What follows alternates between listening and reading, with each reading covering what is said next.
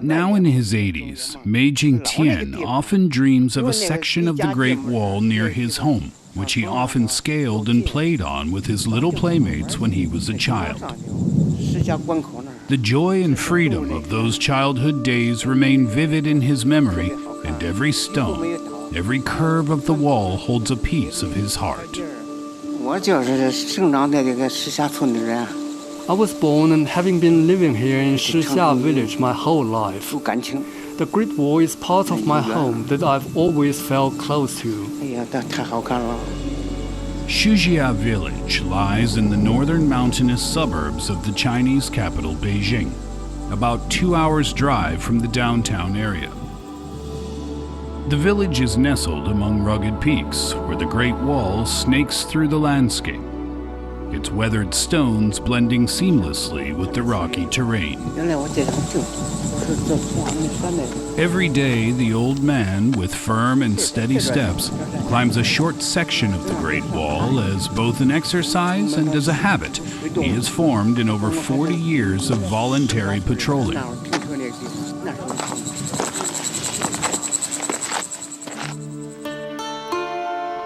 Back in the 1960s and 70s, the section of the Great Wall near his village suffered various degrees of damage as some villagers removed bricks or stones to build their own houses.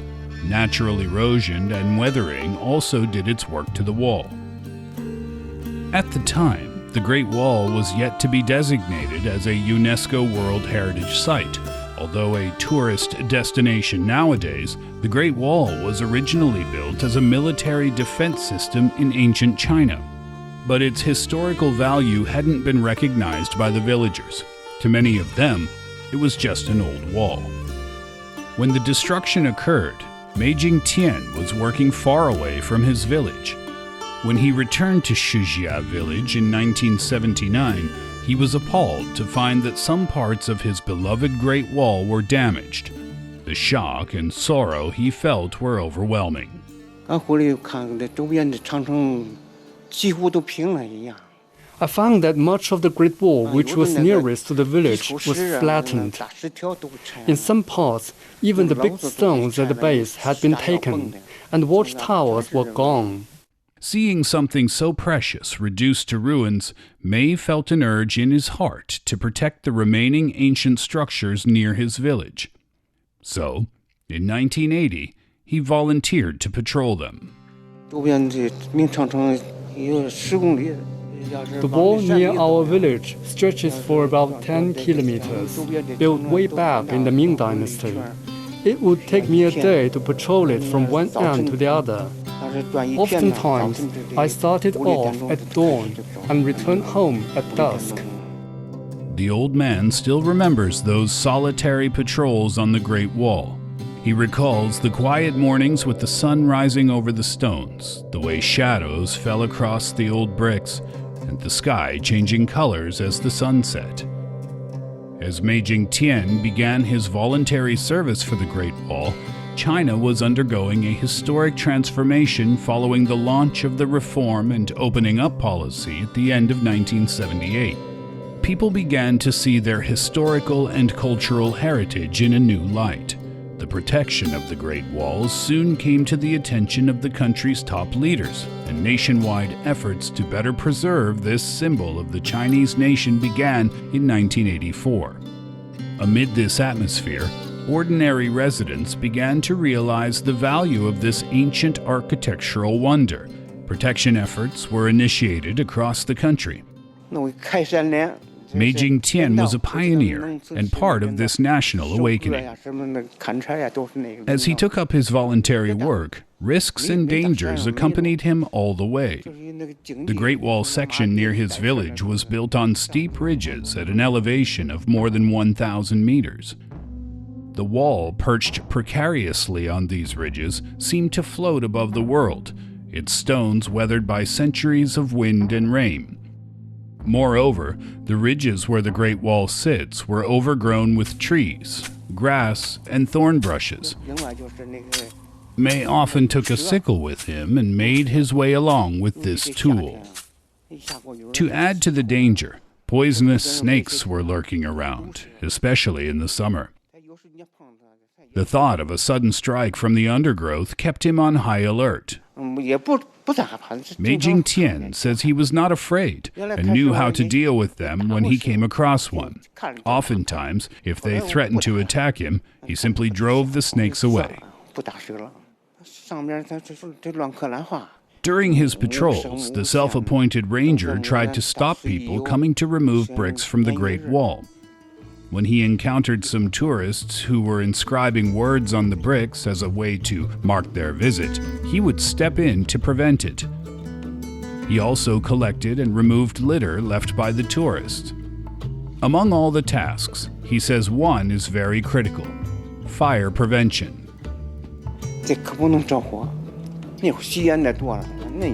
We can never allow fire to break out. Smokers used to leave cigarette butts while visiting the Great Wall, and they could ignite dry grass and the nearby forest, especially in the dry seasons. If a fire breaks out, it may destroy the whole forest and the Great Wall section near my village as well. Mei Jingtian recalls that during his decades of patrolling, he encountered a near emergency in the autumn of 2018 and diverted a potential devastating blaze when he found a group of picnickers with an unattended fire. At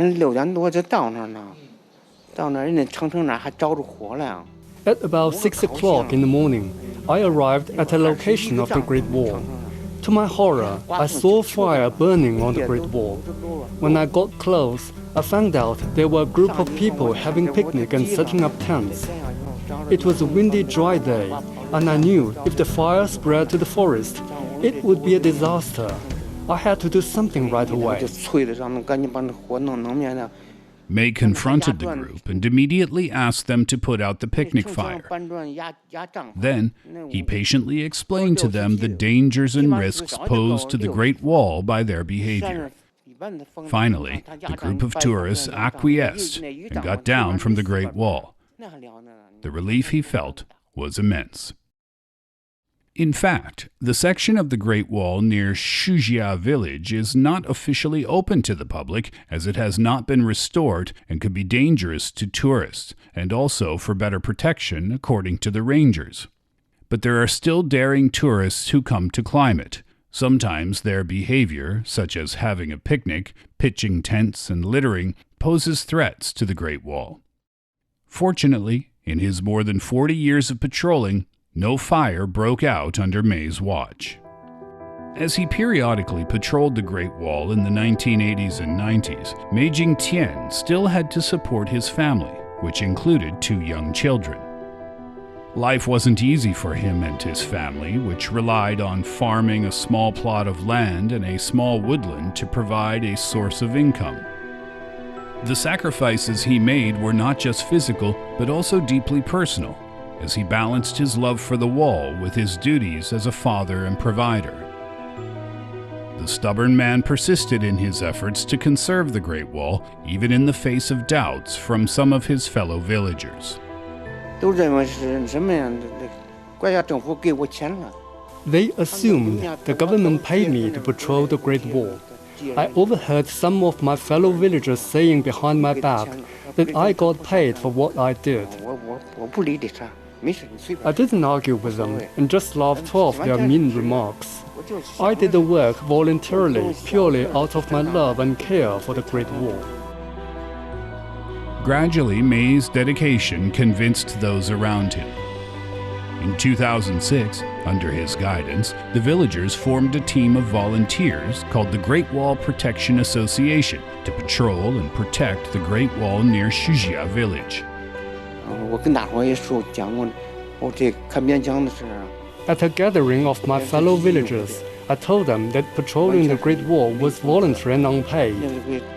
At the time, more than 40 of my fellow villagers signed up for this voluntary work. As time went by, more and more villagers joined the ranks, according to local village official Liu Hongyan.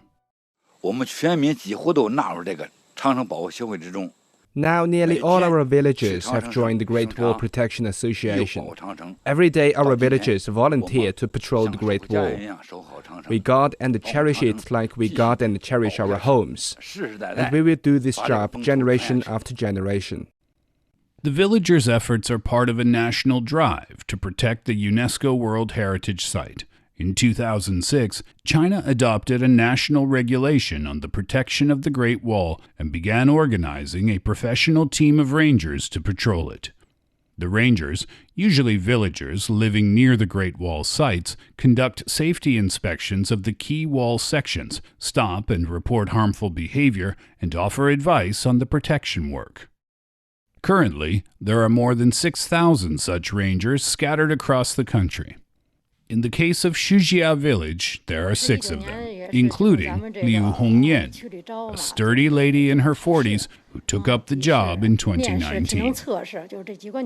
Liu says her uncle Mei Jingtian inspired her to become a ranger of the Great Wall. My uncle often took me hiking on the Great Wall when I was a child. He often told me stories of the Great Wall while we hiked together. He also made me feel the importance of conserving the Great Wall. Whenever he found scribbles on the wall left by tourists, he felt sad and tried to clean them off if possible. Passing his baton to a new generation, Mei Jingtian now serves as the tutor and counselor for the 6 career rangers of Shujia village. The weather-beaten old man knows every nook and cranny of the 10-kilometer-long Great Wall section near the village. The moments they shared on the wall were filled with both instruction and nostalgia, as Mei passed on not just knowledge, but also his deep love for the wall. He often tells his fellow villagers to protect the Great Wall, just as they would protect their own homes. Liu Hongyan has taken his words to heart. My uncle took me and other rangers along when we first began our patrolling work. When we arrived at a particular spot of the Great Wall, he would explain in detail its history and what we should pay attention to when scaling it. At the time, he was already in his 70s, and he accompanied us several times to tour the Great Wall section near our village. He also told us to collect the ancient inscribed bricks whenever we find them and send them to relevant cultural relics protection agency. With his considerate guidance, we had a smooth start, and we will continue to protect the Great Wall just as my uncle has done. On her daily patrols, Liu Hongyan carries a big backpack with tools such as a small saw and a first aid kit, as well as water and food. As she ascends and descends the steep steps of the Great Wall, she is assisted by a walking stick in one hand while carrying a trash grabber in another. The trash grabber is very important. We find litter very often along the section of the Great Wall we patrol. So we collect the litter and sort it when we return to our village. You may wonder what the saw is for. When we find a branch of a tree getting too close to the bricks of the Great Wall, we will cut it to avoid it scratching or damage caused to the bricks by the overgrown branch. Meanwhile, whenever she comes across inappropriate tourist behavior, from graffiti to littering, Liu will persuade them to stop or try to restore the good state of the Great Wall. During our patrol, we often find paint marks on the bricks left by some tourists. They sprayed their names on the bricks. When we find the paint, we will strip off the paint and clean it. While it's her job to conserve the Great Wall, she also needs to take care of herself, as the mountains are infested with poisonous snakes, ants, and other kinds of dangers, especially in summer. That explains why she takes along a first aid kit. To be prepared for potential dangers, she often patrols the Great Wall in pairs with her fellow rangers. Now, more than 5 years into her job, Liu Hongyan has surmounted one challenge after another and she persists day after day with good stamina. It takes me at least 40 minutes to start from our village and get to the foot of the nearest spot of the Great Wall section. Then I have to spend at least 5 hours hiking on it. In total, I hike more than 20,000 steps during each patrol, which is physically demanding but rewarding. 20,000 steps amount to more than 10 kilometers. Walking this distance on a flat road every day would be a challenge for anyone's physical strength and stamina. The challenge is surely greater when one climbs such distances on the steep and meandering Great Wall.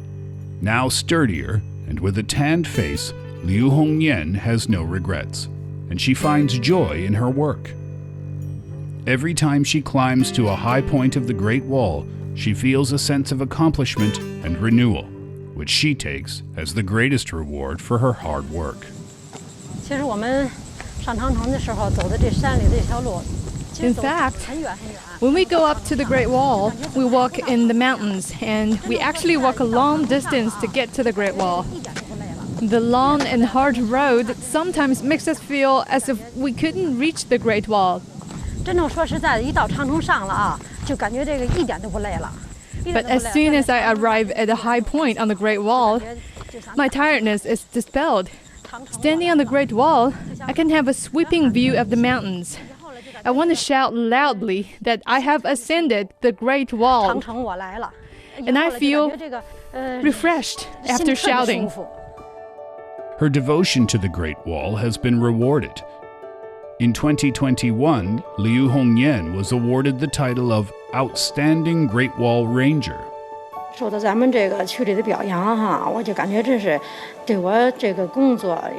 title of Outstanding Great Wall Ranger is recognition of my work. It is a great honor for me. It encourages me to continue to do a good job as a Great Wall Ranger. Seeing his niece taking good care of the Great Wall, Mei Jingtian feels relieved and satisfied.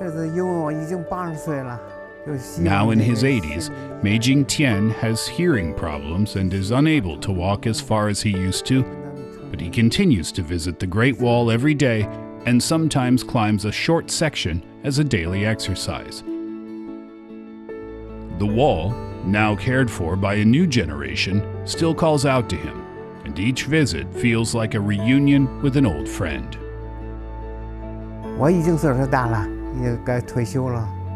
I'm getting old. It's time to step back. I have an expectation for the new generation of Great Wall Rangers. I hope they will continue to protect the Great Wall, which is a cultural heritage for the whole world. Let's all work together to protect the Great Wall.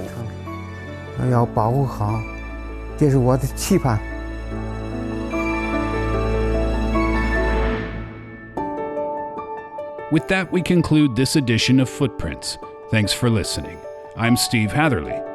If you're interested in hearing more about the lives of ordinary but incredible people in China, follow us on your favorite podcast platforms.